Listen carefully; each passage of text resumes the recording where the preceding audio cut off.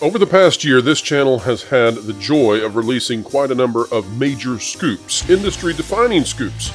Harry Potter being recast and rebooted, Hugh Jackman coming to the MCU, Daisy Ridley coming back as Rey for Star Wars in her own movie, and all of those, of course, exclusively first right here. When I started hearing, though, that Robert Downey Jr. had already signed in the midst of a Hollywood strike to return as Iron Man and potentially come back for an Avengers 6, well, I was skeptical. However, reaching out to some of those same sources that helped us break so many of those scoops and more has revealed that there may be much, much more to this. And while I remain somewhat skeptical, I have to say there's far more lining up behind this that makes sense, and Disney, frankly, may have to sign RDJ.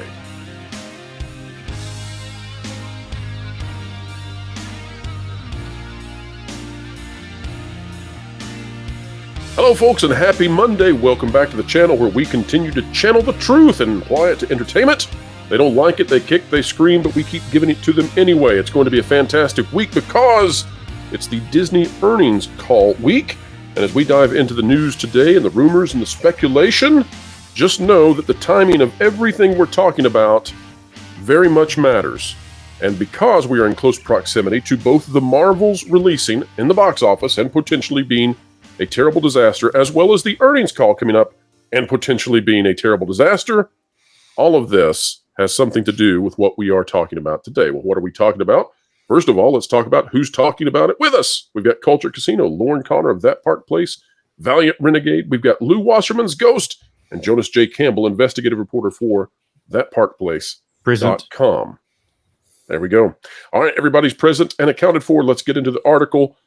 This was breaking on Friday and then over the weekend, and then we went to our sources to see what they had to say. This out of ScreenGeek.net by Jacob Dressler. Robert Downey Jr. reportedly agrees to MCU return as Iron Man. We're going to talk about this. There's some stuff here that the rest of the media is not talking about yet, but we'll explain it. There are plenty of new superheroes and supervillains that have been introduced to the Marvel Cinematic Universe in recent years. If you can recall them, though, good luck. Of course, many fans miss the original roster that helped the franchise become what it is today. So does Disney. They were successful. This includes Robert Downey Jr. as Iron Man, and according to a new rumor, he's reportedly agreed to return to the MCU as Iron Man. It goes on to give us some filler there, but then it goes to say, now, according to Insider, MyTimetoShineH via X. That might not be the case. Though he didn't supply many details, he shared the following statement, which sent Marvel fans into a frenzy. RDJ already agreed to come back. Now, Jonas, I want to go to you first because there's some background here that we need to walk carefully with it, but we also want to explain it.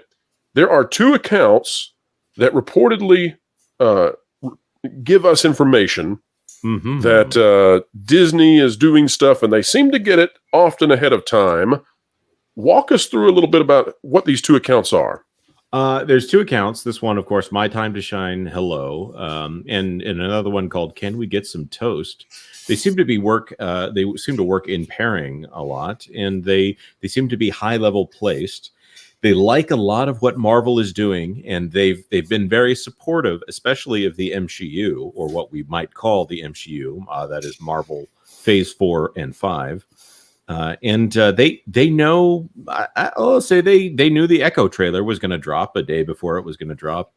Whoever this is, maybe they work in VFX, maybe they're a high-level Marvel person, but this is a person that feels free to comment and feels free to leak all kinds of things, all kinds of details, specifically story details. They didn't like that variety piece. MyTimetoShineHello did not like that variety piece and said there were problems with it, but had no specifics with what they thought was inaccurate in it. It's very supportive of what Marvel is doing and has a lot of knowledge. So we're going to come back to that because we think this matters. So hang on, folks. We'll come back to it. But this is what the article continues to say. This lines up with the recent report from Variety. According to their sources, there have been talks to bring back the original gang for an Avengers movie. This would include reviving Robert Downey Jr.'s Iron Man and Scarlett Johansson's Black Widow, both of whom were killed off in Endgame. And that's the story, essentially. That's where it's been over the weekend. We reached out to sources that we have to find out what's going on. And folks, you know, we sort of came into YouTube with a reputation of breaking these kinds of scoops and things. And people have said, well, Pro, why are you not scooping anymore? It's commentary now. It's analysis, but you're not breaking all of these big stories. And the answer to that is, well, Hollywood's been on strike. It's really hard to get news and information when everything's come to a halt. But here we are, and we've got some stuff to add to this story. According to my sources, this is true. Now, we're into rumor and speculation territory, folks. I cannot corroborate this independently. We're depending on the sources who talk to us, check the track record, and decide if you want to believe this or not. But according to my sources, this is true. Robert Downey Jr. has indeed signed on to Marvel. But there is something interesting about the way this is being done. And I want to go to Lou to explain this to us because, Lou, you have some experience with the guilds. This is happening at a time when Hollywood is on strike. And so I immediately thought, well, this is odd. And Jonas also asked and said, hey, we need to find out an answer for this one. Can people actually sign into major contracts with entertainment at the same time that we're under a SAG-AFTRA strike? Now, go ahead, Lou. First, let me preface everything I say by saying I am not an attorney, and I would consult one if I was involved. But if I was Robert Downey, I'd have some damn good ones. And if I was doing this, I'm sure there would be a way to make it work. But the issue is, I actually, just before we started, decided to go check and see what SAG site says. And it says you can't work. It doesn't say you can't sign a deal. However, this may be, as I said to you and as you've confirmed with me this evening, a letter of intent, which isn't the same thing as a contract. And therefore, for one thing, it will say, certainly, any and all terms that are agreed to by SAG and AFTRA when they finally make a deal will be included in this contract. Secondly, Robert Downey doesn't work for scale and doesn't work for the basic minimums, and he's going to have a better deal anyway. Thirdly, the big issue for him is not going to be things like minimum amounts of salary and pension contributions, all those other mundane things that actors deal with. The big deal, it would seem to me, other than having control over the material and the director, probably, is the issue of AI. Because it's one thing to use Joe Blow, the actor's image in something over and over again. It's another thing to use his. He doesn't want to make 3 of these and find out they're going to do 6 more and they don't need him anymore. So I guarantee you that's all part of the deal, and very, very, very well done, because like I say, he can afford to hire the very, very best attorneys to protect him on those things. But is it a break of the strike? No. Now, will average rank and file people who don't work anyway, as I've mentioned in the past, be a little PO'd that he's able to make this deal? Maybe, but they don't really have a leg to stand on, I don't think. Will it be a very fancier and much better paid version of the I'm going to wear my Halloween costume anyway, in spite of what you say issue? Maybe. But I think it's technically legal, and if it wasn't, they couldn't do it. That's all.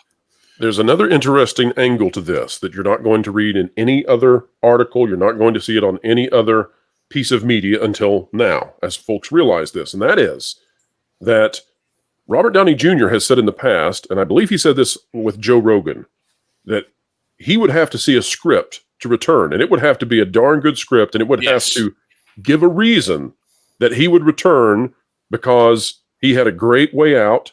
It was a very emotional, very impactful, character-defining, character arc-finishing kind of exit, and he would have to have a darn good reason to return. Now, we're in the middle of a full-on strike. There are no scripts because guess what, Lou?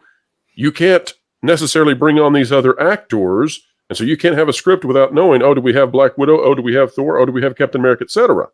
So all of this is muddled up. So that's another reason we think this is an intent to, is because we don't think that he's been given necessarily a script, although a pitch has probably been made to him. We believe that to be absolutely true. And remember, he's talking 3 movies. So they may have a pretty good idea what they're going to do overall and a better idea what they would do with the first one. But 3 movies over the amount of time it takes to make, market, put these things out, he's talking about committing the next, 5, 8 years of his life to this? He'd have to have a damn good reason. He'd have to have a damn good reason and pretty strong guarantees that what they tell him today won't be something totally different tomorrow, especially if the same people aren't in charge at the studio by the time that 3rd one happens. And he's not going to want to be Jake Skywalker. We'll come back to that in a minute, but I want to go to Valiant now. Valiant, the timing here is important. Where this is coming from is important. As Jonas was saying, we know 2 accounts that tend to leak favorable stuff for Disney, and they tend to do it at a high resolution. We're not making an accusation that they're linked at all to Disney. We're not saying that they have connections to the C-suite or anything like that, but it's just interesting. The timing really matters here because we're going into the week where the Disney earnings call is. Marvel has never been in this position since Disney owned it in terms of, man, they're getting raked over the coals. The Variety article was vicious. And we've got the Marvels coming out, and it's going to do exceedingly poorly at the box office, according to everything that we've seen. Valiant makes a lot of sense that Disney would want to leak this out that RDJ is coming back. What do you think? What do you think the impact is financially here? Look, they need all the good news they can get right now. Even if Disney is not going to just, jump out Wednesday afternoon and say, Iron Man's coming back, everything's fine, y'all. No, I don't expect that. I don't even expect Disney necessarily to confirm anything if anybody were to bother to even bring it up in the Q&A. I think that, look, Disney, if they are behind this leak, which is entirely possible, this would not be anywhere remotely unprecedented for a studio to do something like this. To get this out in the ether, so at least it gives people the impression that, hey, we're trying to make some changes. We know that we know that everything we're putting out in the theater is bombing right now. The Marvels is coming out a day after this earnings call, at least Thursday previews will. We're expecting the worst box office that Marvel has had in 15 years since it's been around, since even before Disney bought it. Or at least that's what it's tracking towards. There's not a whole lot working. So you need to get all the good news that you possibly can. We were speculating on the live show this evening on my channel, what do we want to hear out of Disney? And then what do we actually expect to hear out of Disney? It's two very different answers to those questions. But this is kind of one of those things that Disney can easily float this out there. If they are doing it, if, and there is obviously some veracity behind it that RDJ is interested in coming back. And the only reason I think he would be interested enough in coming back is that Disney is going to throw him a mountain of money in promises, gross points, box office, all kind of stuff, very high guarantees. I'm just, again, speculating based on what he could command. And remember, Robert Downey Jr. in any other role, like we just saw him at Oppenheimer over the summer, did a great job there. Robert Downey Jr. in Oppenheimer can't command $50 million for a paycheck to appear. Robert Downey Jr. as Tony Stark gets $50 million. Yep. He might also get offered Valiant. Yeah, they might also throw him some offers beyond that. Oh yeah. They might give him, I don't know if he's interested in directing. I don't know if he's interested in writing. I don't know if he's interested in an executive producer credit. Anything he wants at this point with where Marvel is, he can have it. Yes. Now, part of this comes down to merchandise culture. The deal here is that Marvel's not doing great. And we brought this out the other day about the share that Disney now has at the big box retailers with their toy lines. And for Marvel, they're half of what Teenage Mutant Ninja Turtles is now. That shouldn't be happening. They need to reinvigorate Marvel. The problem is that none of the new stuff they've created is catching on whatsoever. I mean, we're talking about you can't find a toy for the Marvels right now. You can't go to the store and find it. We saw what a disaster the Wakanda Forever stuff was, where they had to, do a ton of filler on the end caps, and it still sat there. They need Thor. They need Captain America. They need Hulk. They need Iron Man. They need Iron Man. And so this makes total sense that they have to go back to the Avengers from a merchandising standpoint. Well, I think if they don't, I think if they don't, they're in real trouble because the Disney used to actually have a whole aisle in Walmart and Target and sometimes too. I mean, both sides of these 16 to 24 foot length aisles. You have all that linear feet times 8 feet in height. You have tons of product that they used to sell, and there were empty peg hooks regularly and empty shelves. They were moving tons of merchandise of every kind. Captain America shields, Thor hammers, Iron Man masks year round. And ultimately, they paid for the end cap space, but I mean that more than made up for the square footage they were buying there because it's not really all that expensive to do, and they were turning those toys over left and right. It's a very it's a very telling thing that they're selling no merchandise. That should speak to investors more than almost anything else, because if you know anything about how merchandise works, especially with the like Star Wars, especially Star Wars was a toy, a merchandise company more than it was a film company, Lucasfilm, and that's where the revenue was, and it's the same thing with Marvel. Marvel was making money hand over fist outside of the film releases, so they're absolutely desperate to get those toys turning again. And I'm telling you right now, there's a way to even one up even the Iron Man designs they've done before and really lean into it. I mean, could you imagine having like a Jarvis that actually could talk to you because it could Bluetooth to like a tablet or a cell phone and go out and get an AI, something so Jarvis would talk to you? That'd be fantastic. And one more thing, it's not just about the actual selling of the merchandise, it's about their relationship with both the toy makers and the stores. Because they have squandered that at this point, and they've got a very bad rep with those people who are going to drive a harder bargain. And they're going to redesign the costume because you got to have the new Iron Man one. You can't just live on your old one. Well, and then in Luke, consider this, because we just had this really weird period of time where this beer manufacturer decided to go against its primary audience, and they lost tons of square footage to all their competitors. Disney's they've already lost space. They don't want to lose more. They want to grow that space back to where they were. And the only way to do that's with good merch. Can you imagine if it shrunk in half again? That's what they're looking at, right? They have to protect their territory, and they have nothing. Now, Hugh Jackman as Wolverine, going to be popular. Spider-Man, popular. But the Eternals, boy, that's really selling. You can find that readily at any store, right? No, you can't. And we could go on and on. Pearl, what about Echo? Echo's coming out, man. Oh, man. Yeah, they're stuck with that. They're stuck with that. Lauren, I've saved you for last, but definitely not least, because you've got one of the spiciest things that we have heard from the source. First of all, the only other actor that we believe has done an intent to signing is Jeremy Renner. And we're not sure that I think there are two that I'm very interested in. I think that Robert Downey Jr. is the linchpin, of course. They had to get him first. I'm very interested if they can get ScarJo to come back. I'm also interested in, can they get Mark Ruffalo? Because he is the wild card here, but I don't know that they have to have him. But, we'll see.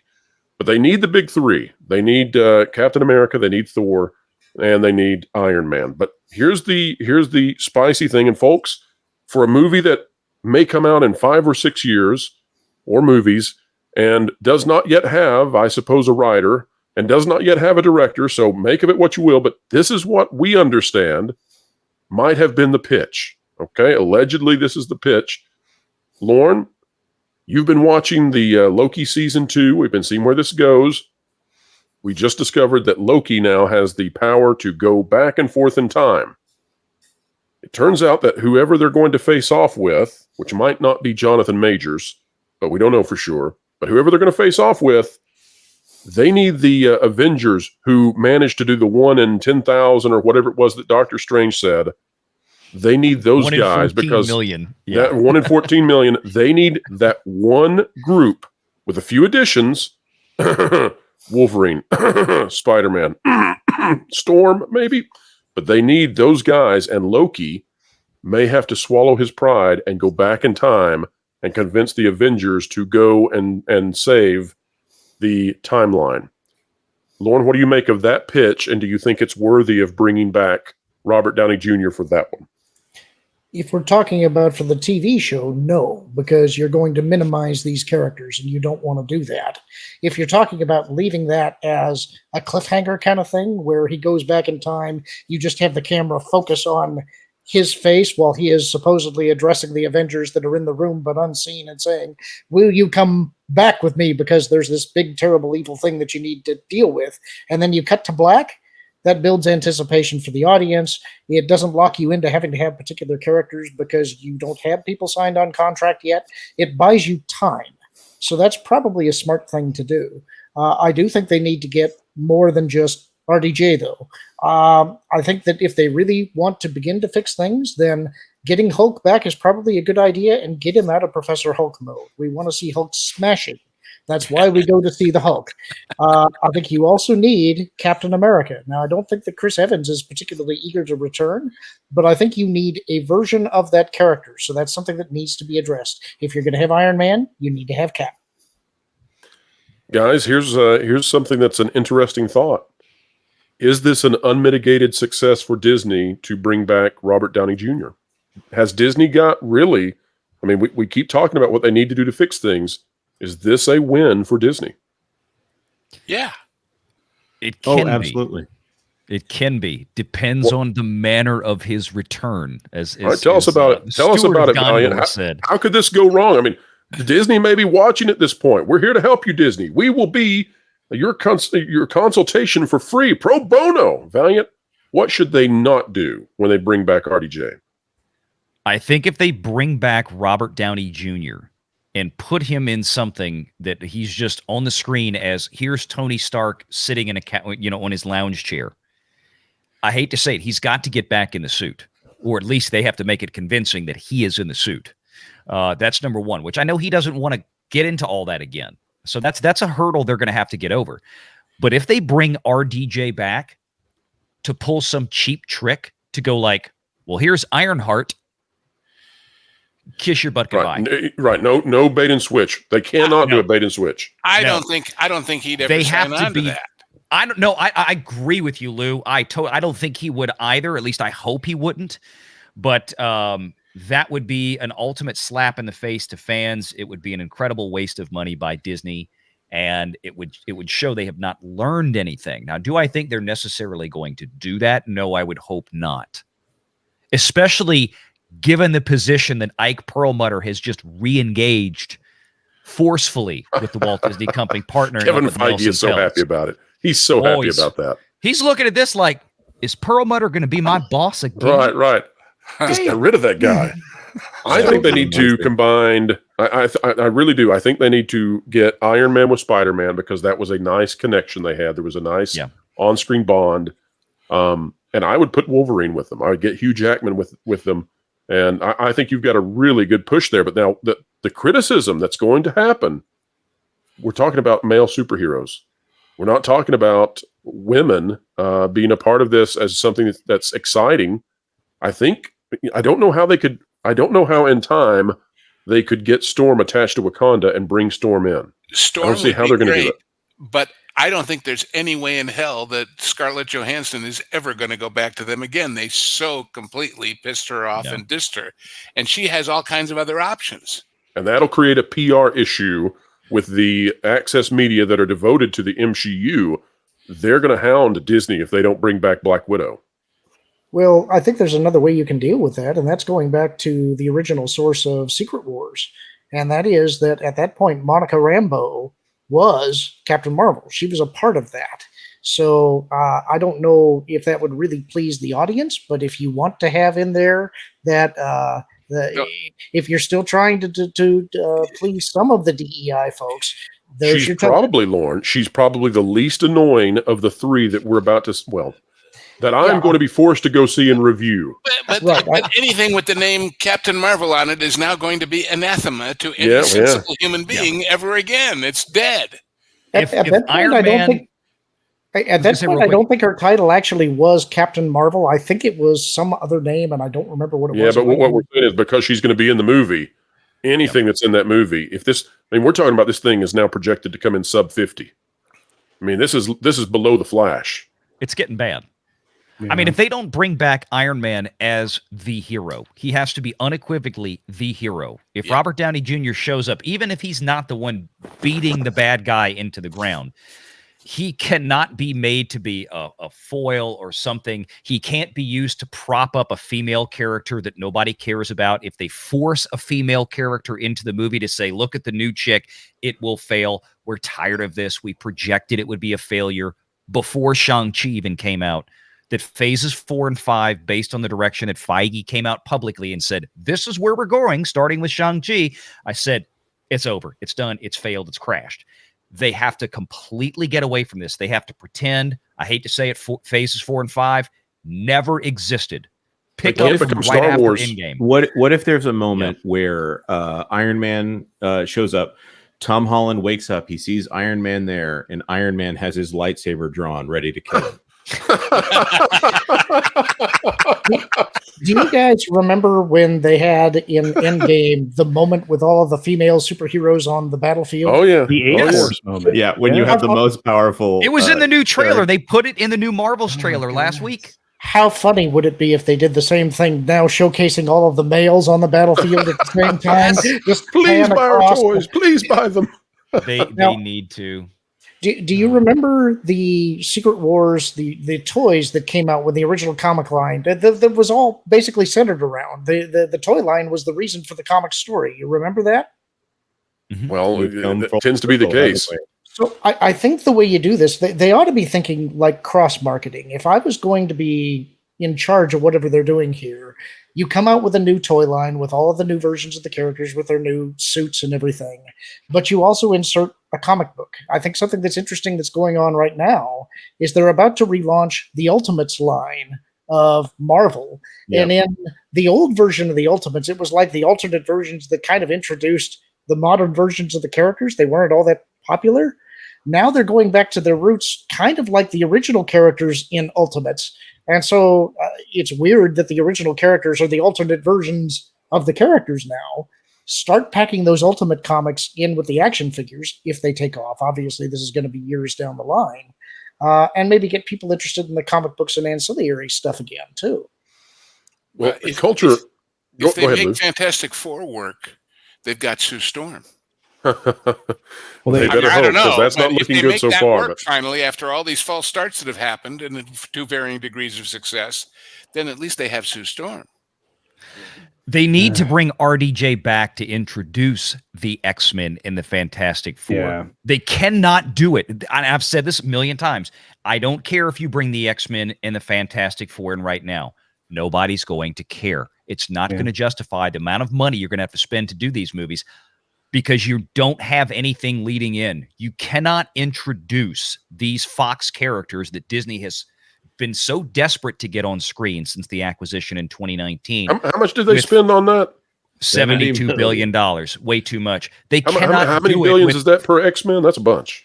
a bunch. Yeah, they cannot do billion. it with the trash they have on screen right now in phases 4 and 5. No. Period. Well, okay, No, so Disney is becoming more and more part of this culture war. I'm seeing it all over social media, and I really think the more that Disney has taken it on the chin in the last 8 days, which has just been unbelievable, 9 days, I suppose. Those who were entrenched in pushing Disney this direction, they're really struggling right now, and they're trying to get back the narrative, and it's through a lot of wrangling and raising of the voice and using incendiary language.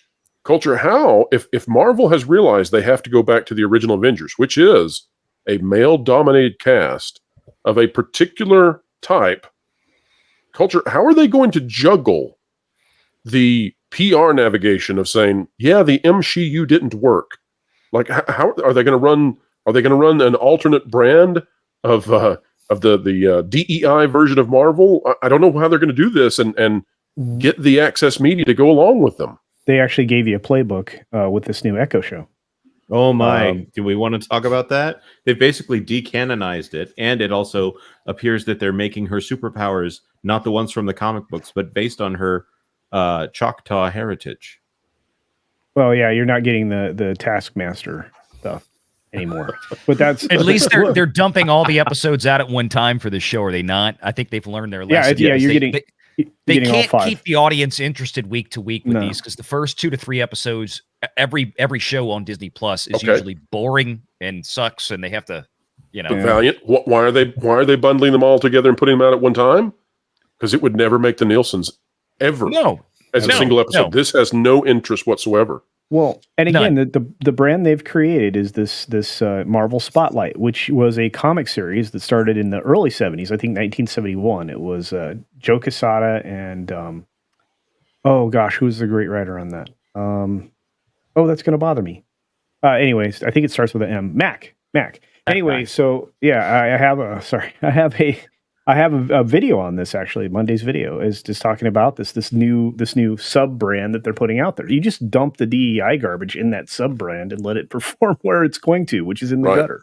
And then because that's the only way that's the only way forward for them. Well, They have to get back to creating high quality entertainment that drives the entire audience and not just this small fraction of, people that are really invested in, whatever these characters are. Identitarianism. Yeah. Well, the other reason for dumping them all at once is so that people, like what happened with Ashoka and everything else, they say, well, I'll give it a try. I'm here. I'm a member. I'll give it a try. And the first one is, but I'll see what happens next week. And every week, people fall out of the game. And when they do, they give up the membership. So if it's better to take it all at once. And some people like it, some people don't. But it's less debilitating on their subscription numbers. Yeah. Lou, why do you think that with streaming, especially on Disney Plus, shows that would have been canceled in a heartbeat for linear broadcast continue to be renewed? What do you think is different about the business model at Disney Plus in that regard? The business model of linear is advertising, and it's competition in the same time frame. In other words, if you were the number 3 show back when it was just ABC, CBS, and NBC, granted, you probably got canceled at the end of the year, but you still got a pretty large chunk of a relatively limited fractured audience. But the fact that A, you can watch this any time of the day or night, and B, therefore it's not really competing with anything else other than itself as far as actual day and date, changes the whole world and how it's all monetized. I mean, linear, my God, I've done some shows that were very successful and some shows that should have been but weren't. And I will give you an example. How do I do this without giving away? Well, a show I was doing starred the actress with the highest TVQ in the history of television at the time, and it was struggling, and they kept moving it. And the day we shot the last episode, she came down and said, well, everybody, I just talked with Brandon Tartikoff, the network head. And I said, what are you going to do with us in the rerun season to help try and save this show? Because we had no idea if it was going to come back or not. And he said, well, we haven't decided yet. And she said, well, why don't you put us on after Amen? Because we did well when we were after Amen. And he said, well, yeah, but that show skews older than your show. And he said, well, why don't you put us after You'll Love This Pro? Alf. We did great when we were after Alf. Well, that's Mexican Iron Man he just closed the browser. Well, that skews younger than us, than your show. Where did it just, she said, I don't know where they're going to put it, and we'll see. Where did they put it for the summer rerun season for this show? With the number one, and for those who don't understand, TVQ is an overall measure of how popular a particular star is. They put it opposite the second half hour of Dallas. And needless to say, that was all she wrote. All she wrote. You think? Yeah. Yeah. So, these guys are not necessarily as bright as their resumes say they are. And shit happens, as they say. Perhaps that is how we have gotten in the place where we are. And perhaps that's why they need to go back to the Avengers, the OG version, and then start from there and try to introduce characters that are popular. But they're going to have to introduce characters that are actually, they have a backstory, they're complicated, they have arcs, and we want characters of every background and color and gender and all of it. But they need to be interesting characters.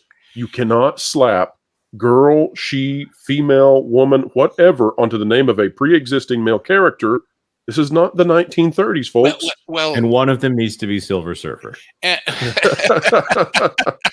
There was a great bit in the old original National Lampoon magazine, and they did what they called the suddenly everybody's run over by a truck test of all drama, which was, if you turn the page, if you cut to the next scene, and it said, and suddenly everyone was run over by a truck, do you give a damn? If not, it's not working. Right. I think that was either PJ O'Rourke or Doug McKinney. But anyway, Lou, what do you do if the truck runs everybody over and the audience applauds? Because I think that's the scenario we have with She-Hulk and Eternals. That happened 5 years ago at Marvel and Lucasfilm. You end up with 10 truck run over movies following in its wake, of course, That's because right. everybody copies everybody. Marvel, are you listening? Turn Captain Marvel, turn She-Hulk, turn them into the villains. You'll make oodles and boodles and maybe even Well, but Goku's. there's something else to consider too. The original Marvel movies from Iron Man on somehow managed to make their way without a TV show and a spin-off and a this and that. I mean, they spun off each other. But if this is all based on Loki on the TV show going back in time, right away there's a serious flaw there. I didn't watch Loki. I don't care about Loki. What are you trying to tell me? That's the same problem Ahsoka had, where you had to have so much knowledge from exterior That's sources that everybody's lost. I think the best example recently was Black Adam. Anybody see that movie? I did because they sent me a screener. Otherwise, I wouldn't have bothered. The first 17 minutes was the backstory. Once upon a time in the land of so-and-so, and it went on and on and on and on just to get me expositionally up to speed to start seeing the story. By that time, gang, I'm going out in the lobby for some more popcorn. You know, it's just not happening. And that's been the case. Look at in some of the attractions at the parks, the long backstory stuff that they have to give you in the queue. Or did you see the movie? It doesn't matter because we're going to tell you what happened in the movie all the way through the queue before we get you into the ride. Come on, tell the story. Probably isn't a good idea if the Avengers 6 movie starts with last time on Loki. So Exactly. let me go to the entire panel. Final thoughts on RDJ potentially coming back. I mean, we're way ahead on this in terms of we don't think there's a script. We don't think that there's a director. We don't think that there's a producer. Well, Kevin Feige probably, but I'll definitely bet not there's a Victoria Alonso. director. I'll bet You think there's a you think director. there was a director tied to the? I bet you there's yeah, a certain guy whose initials are JF who's probably attached to this if Downey says yes. That's probably a good I'm guess. with I you would on say. that. Because God Because- knows he's not busy at Lucasfilm anymore. Nope. No. Wow, wouldn't that be something? If wow. All right. Well, Valiant, this is going to be a huge week. What do you think we're going to see coming out of your channel this week in regards to the Disney earnings call? Oh, I'd say about 4 hours. What time do we start on yours, Valiant? 4 p.m. Eastern Standard Time, U.S. That'll be 30 minutes before the earnings call launches. That'll be right about the time when the actual financials get released to the SEC and to the public. About 30 minutes ahead of the call. We do our best to try to go through as quickly as we can to catch the high points. Then we get into the call, and then we'll have a big panel discussion after that earnings call. We got some great guests that will be stopping by for a lot of conversation, and I expect it to be a wild one. So, yeah. I can't wait. Folks, we'll start the pre-show for the Disney earnings call on my channel at 2 p.m. Eastern Time that same day. We will automatically take you into Valiant's. And Jonas, I know that Park Place is also covering the earnings call with a day before show. What do you got? Oh, yeah. We're going to be doing a everything you need to know for the earnings call because there is a lot to go over. We'll be talking about the carriage deal situation. We'll be talking about Disney Plus and not just the content side, but also the business side of why that doesn't work. Hulu and the destruction of Hulu, the planned destruction of Hulu at the hands of Bob Iger. And also maybe we're going to be talking about RDJ if you guys want to drop in and, send in some questions. We'll be glad to answer them. Rumor has Cool. it I'll be there. Oh, that's that would be awesome. Culture, tell us about your channel this week. Oh my gosh! Well, I've got Echo coming out Monday, so you can go find that right now. I've got talking about that show and its impending doom, leaning into the Captain or I should say the Marvels sometime on this week, and then a little bit on the overall issues that are going on within the company, and then some other business stuff. Because there's not a big deal, not a huge deal going on later in the week over at Disney at all. Absolutely, and I know Lauren, you're going to be doing some more readings in the future on your channel. Yeah, I don't have anything scheduled right now. This week is my son's birthday, so I've got a few things kind of Happy hopping around birthday. a little bit. Yeah, he'll be happy to hear that. He's going to be turning 14. We won't say his name on air, folks, but happy birthday to Lauren's son. So exciting. Well, thank you. Oh, sorry. Sorry, Jonas, not you. You're the other one. We don't talk about that, remember? I folks, thought I'll it was tell you Lauren's too. son for a minute. He's She-Hulk's love child. Folks, I'll tell you too, we plan on this happening. I think it's going to happen. Ron Coleman's going to be coming on the channel this week. We're going to talk about the Gina Carano treasure trove of emails, possible legal action, all of that is being alleged. We're going to talk about the privacy laws and corporate laws of California and what would be legal, what would be illegal in terms of releasing that stuff. We're going to go to some serious expertise. Stay tuned to the WDW Pro channel. We're going to keep doing this, analyzing it all, keeping you ahead of the culture curve and explaining entertainment in a way that Hollyweird just does not like. We'll keep doing it. Folks, we love it. We love having you click that like button too, share, subscribe, and when you click it, you stick it to the algorithms. It's the notification bell. Drop a comment down below. Did you enjoy the conversation? Do you agree? Do you disagree? And what do you think they should do with RDJ? Drop a comment. And folks, wherever you are, whatever you're doing, go subscribe to all these people. Then keep learning, keep growing, and keep having fun. Oh. What are you doing? Well, you see, I wanted to get some inside scoops on Disney and their, different corporations, if you know what I mean. So I figured, by looking into this fistbowl and sucking it randomly with my own energy that I paid for, you paid for, I could do the whole experience where you can be a master and spy on your targets. You're an idiot. If you want to get the inside scoop on Disney, or even other media organizations, you should check out thatparkplace.com and subscribe to WDW Pro's YouTube channel. That'd be way easier, more accurate, and, less dumb. Are you saying I won't get accurate information this way? No, you can't. Who'd have think?